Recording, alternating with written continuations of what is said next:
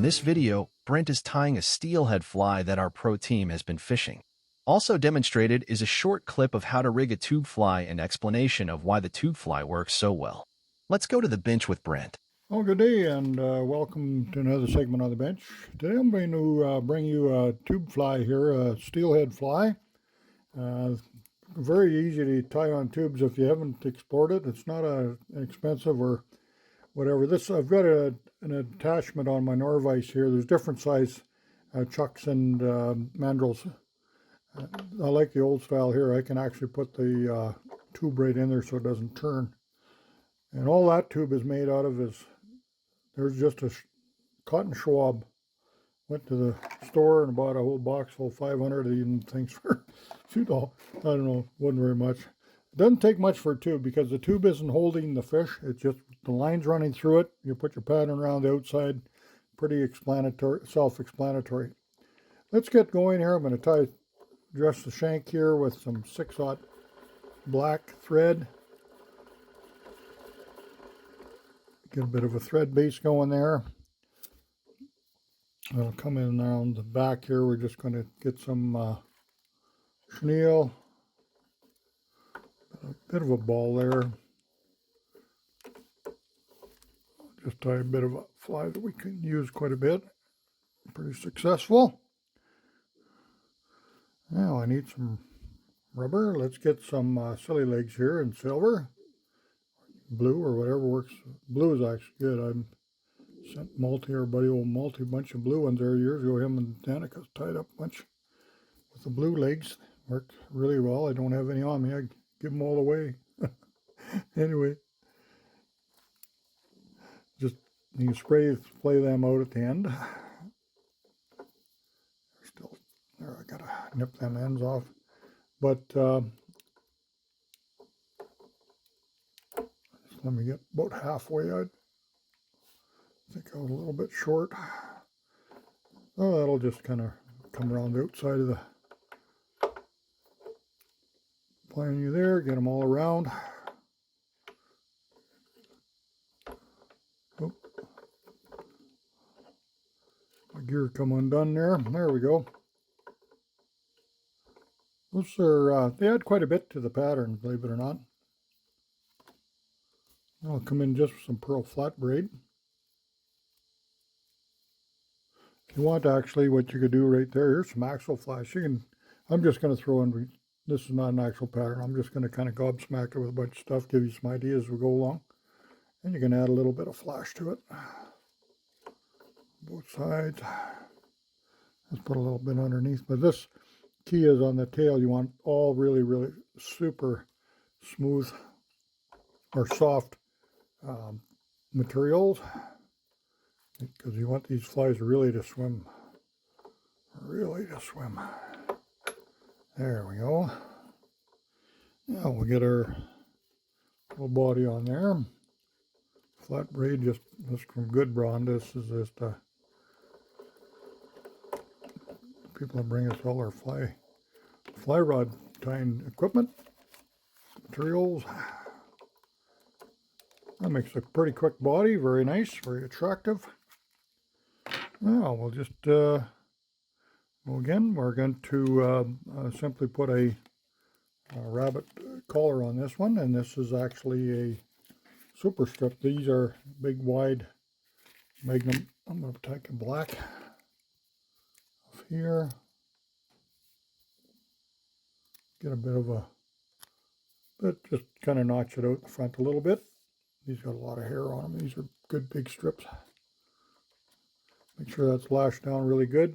Take it out to about where the tail is and V that off. Give it that nice big taper at the end. There we go. It's pretty simple fly to tie.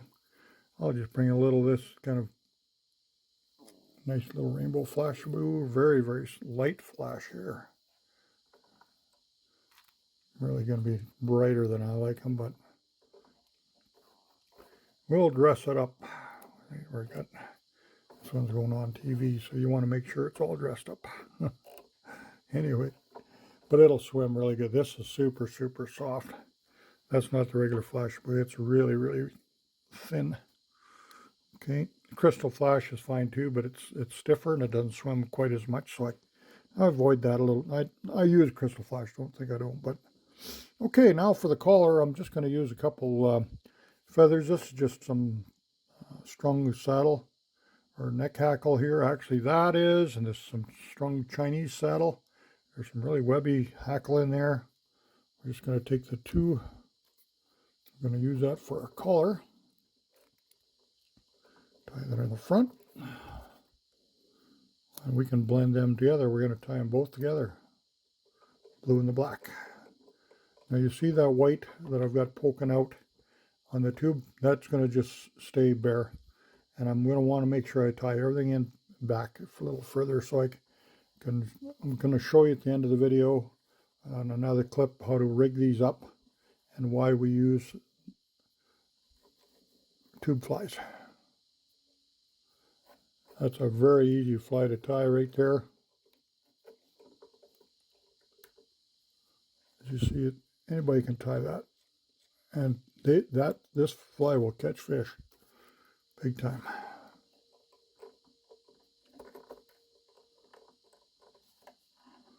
There we go.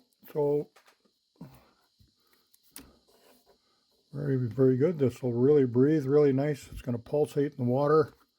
I like that color coming off at a bit of an angle, and if it's soft, it's going to really breathe for you. So let's get some of our, put a little more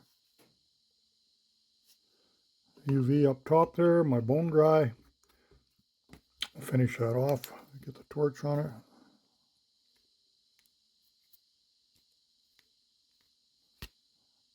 I have to get my battery charged. Okay, that dries that all off nicely. Just pull that out. There's our little tube. And that's a nice little rascal in the water. It'll look really good. They track well. You got to make sure you got a good wing on them. And kind of a rabbit strip intruder cross, whatever you want to call it. But it will definitely catch some steelhead. Now, we come in the back here, you can put some junction tubing on here. You can trim that up. A couple ways we can do that. And let me just get the other materials and I'll bring back the setup for a tube fly for you. Okay, folks, now you're going to wonder why we would fish, or what's the reason for fishing a tube fly. A few things. We can change out hooks quite easily. If they're not tied on a hook, we can go, here's a large size 1, there's a little 4. You change your hooks very easily just on the end of your line. You're just going to run your leader material right through the front of the tube, right through the pattern, and tie it onto your hook. Another nice thing is, in behind the trailer, you can add some beads in behind the fly here, just ahead of your hook. And I take a little pack of beads like this, throw a few of them in my pocket or vest or whatever I'm using for the day, and I can change some coloration. Sometimes even a color bead that's trailing will change things up for you. Also, why you want to leave a little bit of room on the front is you may want to add some weight.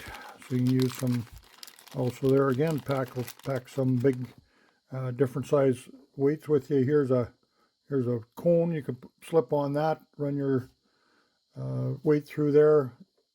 It'll actually sit on there real tight. It won't even move if you don't glue it. That'll be fine.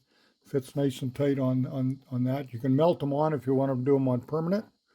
That's another option for you. Get a little bit of your tube sticking out, put a butane torch on, or your little cigarette lighter there, and it'll stay on there permanently. If you want to do that, that's another thing. But if you don't want to tie up a bunch of cones on certain patterns, you can pack them with you and just add them when you're on the water.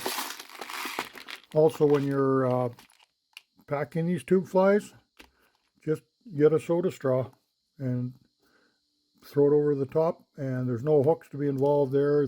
Put them anywhere, and really easy to take a lot a lot of flies with you in a very small container. And also, when you want to buy tubes or some, here's a HMH cut to length fly tires. These are in small. You can get a medium and large, micros. You can do little trout flies, bigger flies than this, for sure. So a lot of different variations you can do, but it's very customizable, and I really like doing that. You can change color your beads, whatever you want. The sky's the limit, and so it's basically just put the components together however you like.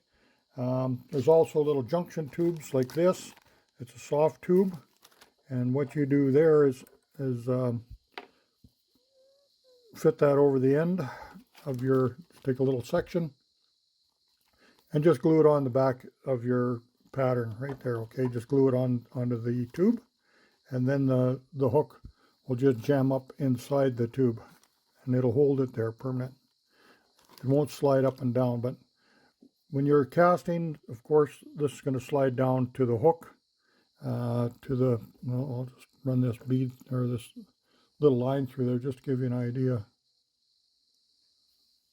Just going through backwards, but anyway, there we go there.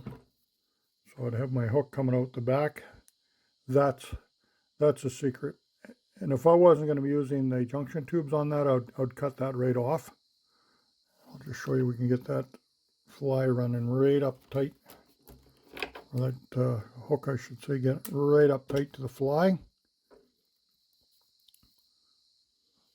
Maybe I'll put another bead on there if I want another spacer. You can just do whatever works for you.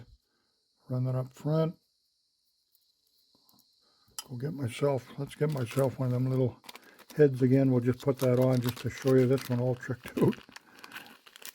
Just give you an idea. A lot of options in there. Sky's the limit. You'll have fun with that, but there it is. It's got, a couple beads.